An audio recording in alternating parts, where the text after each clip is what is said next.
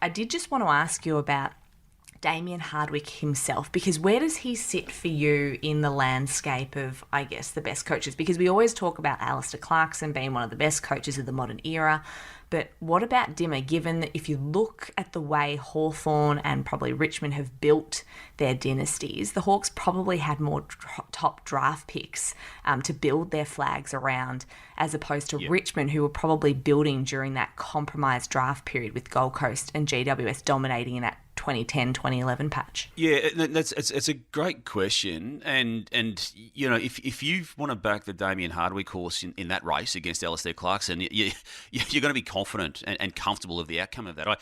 It's easy to mount an argument that his achievements in 2017, 19, and 20 were more meritorious than Clarkson's in 2013, 14, and 15. They both had years within their successful patches. Hawthorn, for instance, in 2012 lost the grand final.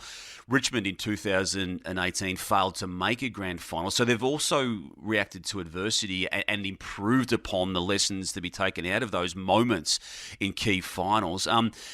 Look, the list build of Hawthorn to get it to 13, 14 and 15, that was a very smart overseeing operation at that footy club with those two expansion clubs that you mentioned, Nat. They just were smart enough to just read the room and have an already established and good list, but just bring in players as free agents while other clubs were complaining about not getting access to key talent in drafts. So, look, their timeline was perfect for that to be done. Richmond's was arguably better because the same team that ultimately got them, effectively anyway, the 17 premiership, I mean, you add Prestia, which was a key component to that, but the rest of it was a pretty much organically developed team, wasn't it, Nat? And that's to Hardwick's credit, it's to the club's credit. And look, again, you could comfortably have Damien Hardwick being a better coach in that particular era of success of those two footy clubs. And then to have that conversation, you then go back to 2008, obviously, where you need to throw that into the overall Alastair Clarkson story. But if you're measuring the two teams from 2013 to 20, well, yeah, I'm probably backing Hardwick.